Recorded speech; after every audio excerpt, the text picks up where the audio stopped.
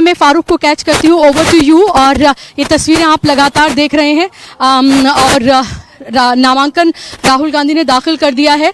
जाहिर सी बात है, आपसे मैं ये जानना चाहूंगी कि इस पूरी स्थिति को, राहुल गांधी के इस नामांकन को, यहाँ पर मौजूद तमाम मीडिया का जवाब रहा। अगर सबसे ज़्यादा किसी सीट की बात हो रही है, अब तमाम जो अटेंशन है वो रायबरेली पर आ गया है, कैसे आप इसको देख रहे हैं?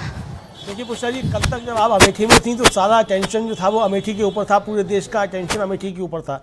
लेकिन आप अब रायबरेली पहुंच गई तो जाहिर सी बात है कि सबका अटेंशन अब रायबरेली पे है।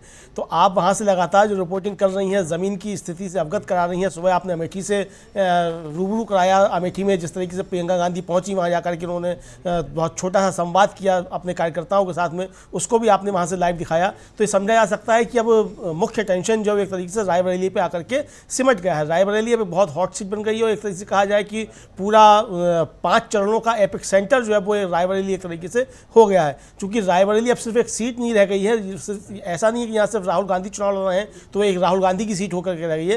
रायबरेली अब एक तरीके से कहा जाए कि वो पूरा बिल्कुल जो है वो केंद्र बिंदु जो है उत्तर देश की राजनीति का, वो अब रायबरेली बन गया है। क्योंकि यहाँ से अब पूरे देश की राजनीति को संबोधित करने का प्रयास होगा।